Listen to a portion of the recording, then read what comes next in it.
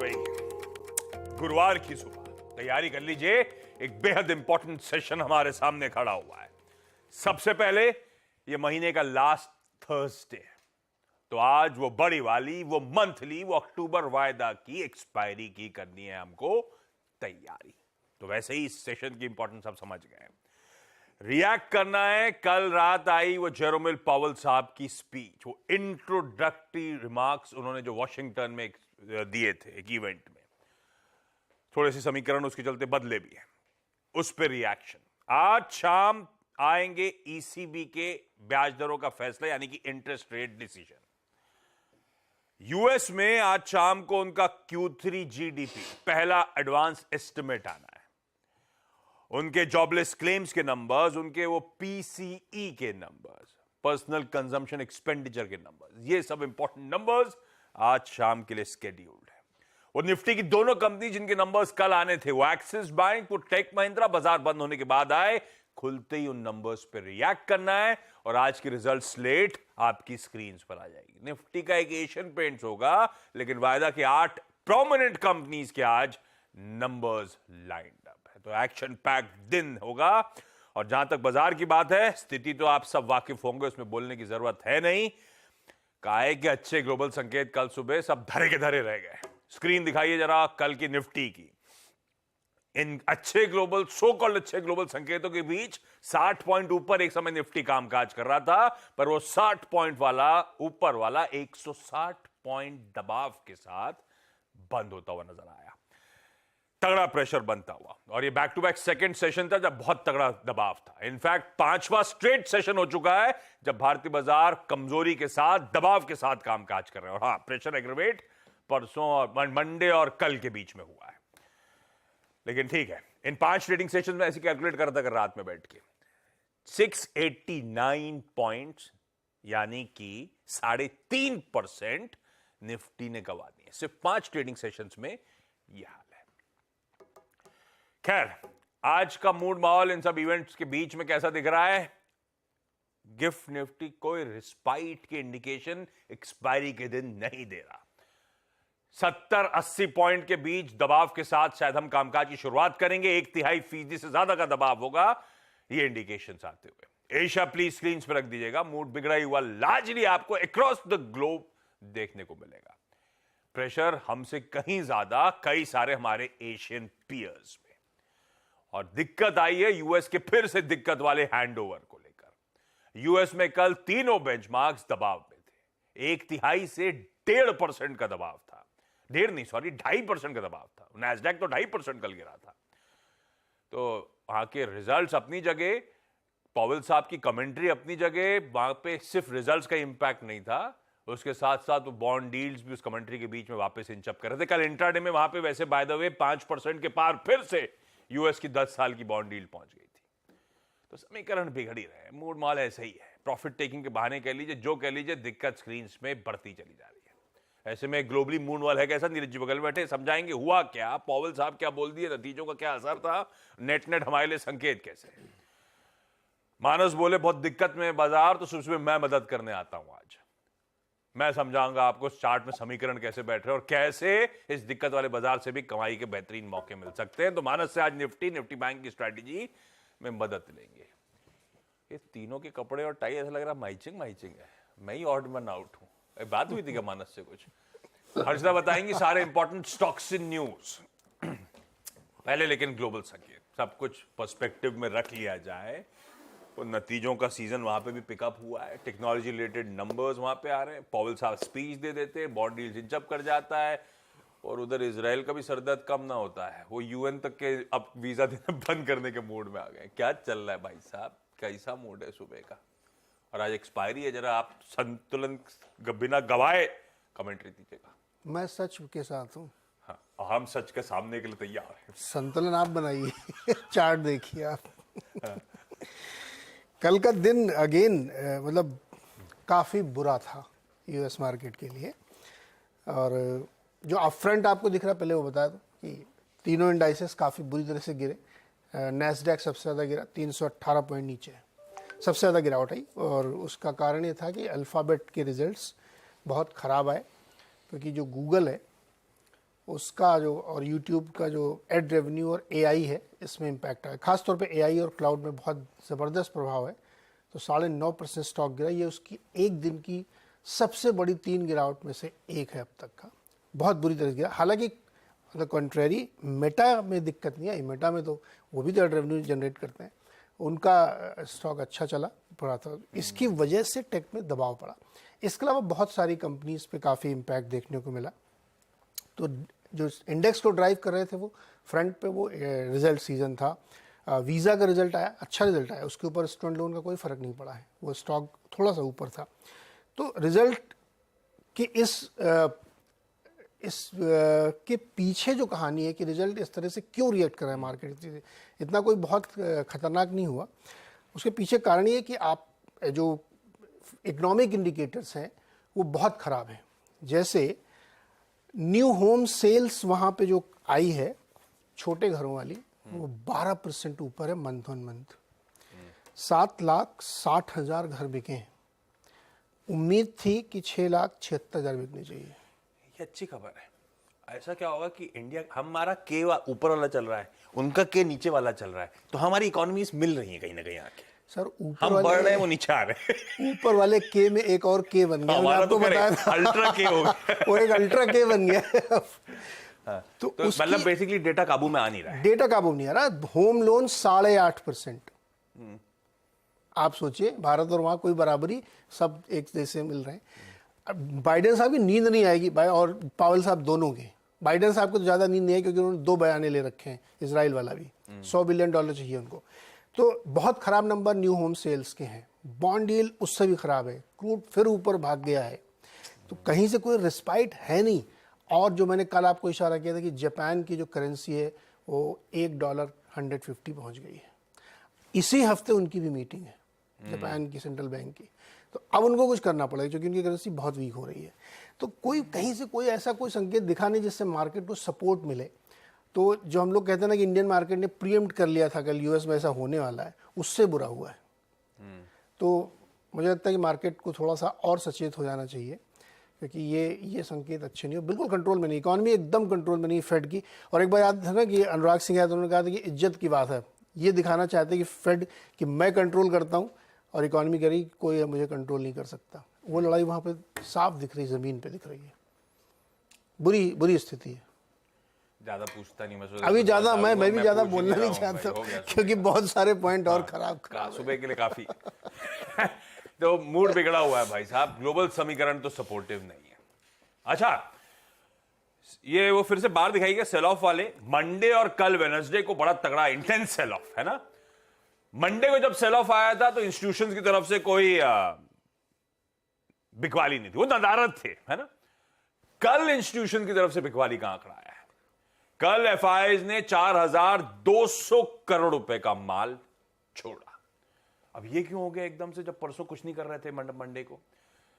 तो भाई कहा जा रहा है कि एक हेज फंड है जिसका इंडिया पोर्टफोलियो लिक्विडेट किया गया, उसके फंड मैनेजर साहब ने इस्तीफा दे दिया, तो उन्होंने अपना इंडिया एक्सपोजर था पूरा अनवाइंड करा। $1 बिलियन के आसपास का इंडिया एक्सपोजर था जो कल बिका है। तो ये दिक्कत आ गई हमारे लिए, इसीलिए कल एफआई की सेलिंग तगड़ी देखने को मिली, वो नंबर बड़ा देखने को मिला एकदम से आपको। खैर जो भी हो, माना साहब मंडे को सारे की लेवल्स टूटे, उसके बाद सेल ऑफ इनफैक्ट वेडनेसडे को और इंटेंसिफाई होता हुआ नजर आया है। क्या लग रहा है, क्या ये करेक्टिव फेज का आगे भी कंटिन्यूएशन देखने को मिलेगा? ये मार्केट्स क्या स्टेडीली बेयरिश ट्रैप में फंसते चले जा रहे हैं? क्योंकि कल वो निफ्टी बैंक मेरे ख्याल से 200 डीएमए के नीचे चला गया मार्च के बाद पहली बार, तो समीकरण तो बिगड़ रहे हैं। अब आपका अप्रोच क्या रहेगा? आज हम 0.5% गैप डाउन खोलेंगे Manas. Good morning Ashish ji, good morning Neeraj ji, good morning Harshita ji. Good morning. तो देखिए बिल्कुल सही है कि जो ट्रेंड है वो काफी वीक लग रहा है।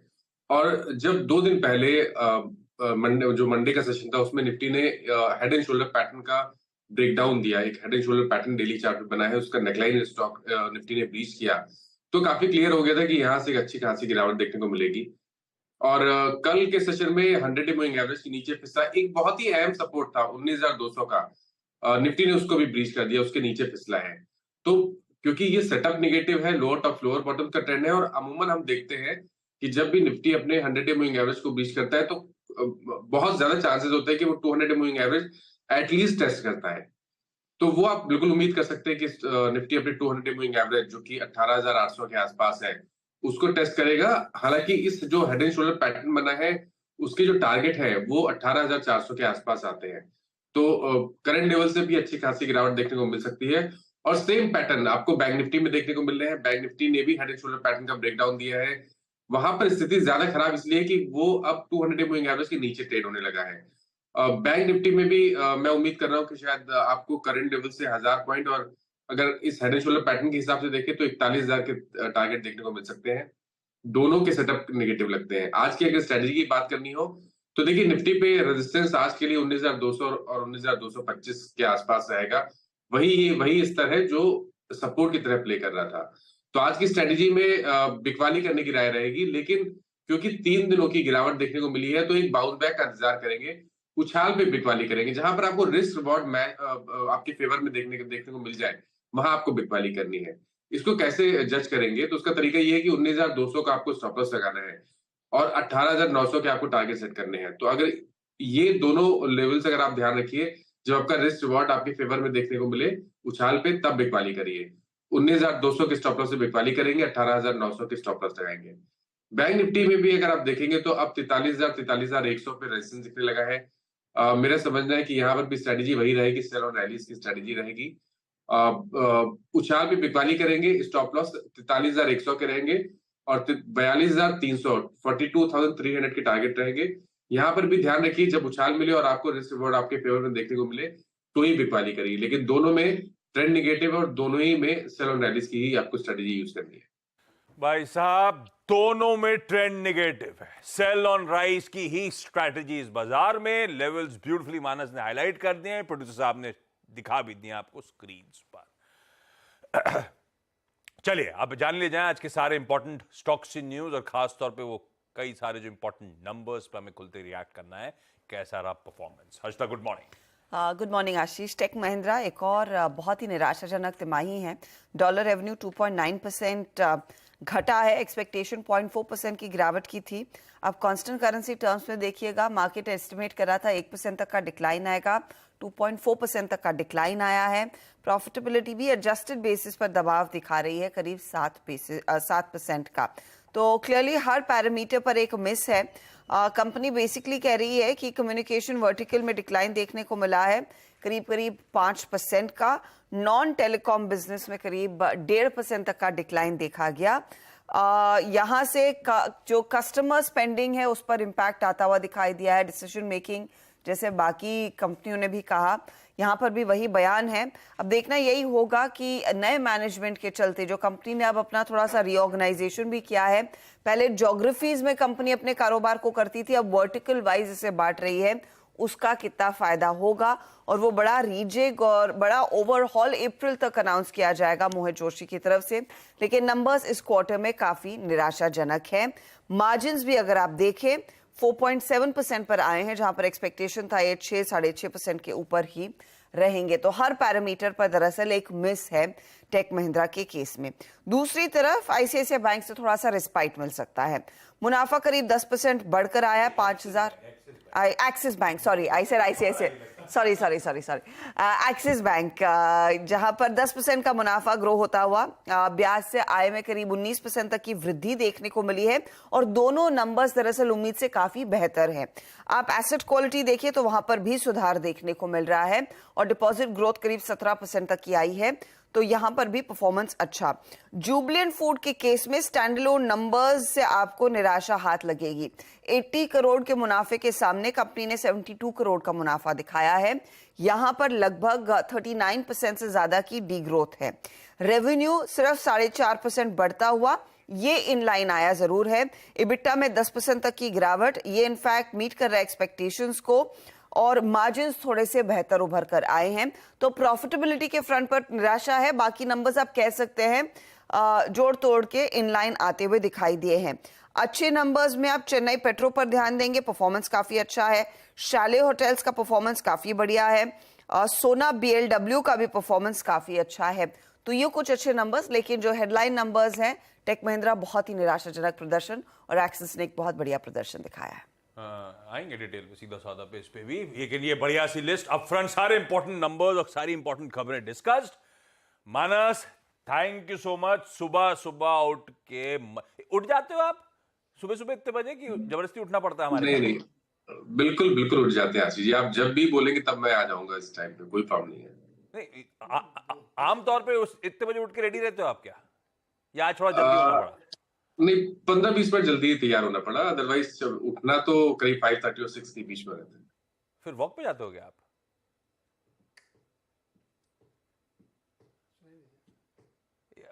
मानस अपनी कैटेगरी के हैं मतलब। लेकिन मानस तो लीन मीन मशीन हो चुके हैं। मानस, आप सुबह वॉक पे जाते होगे?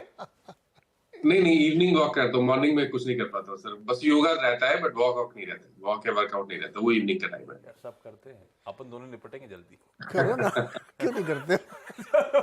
मानस, थैंक यू सुबह से जुड़ने के लिए। ब्रेक ले रहा हूं, ब्रेक के उस पर आज का इवेंट्स कैलेंडर और आज की कमोडिटी स्ट्रैटेजी।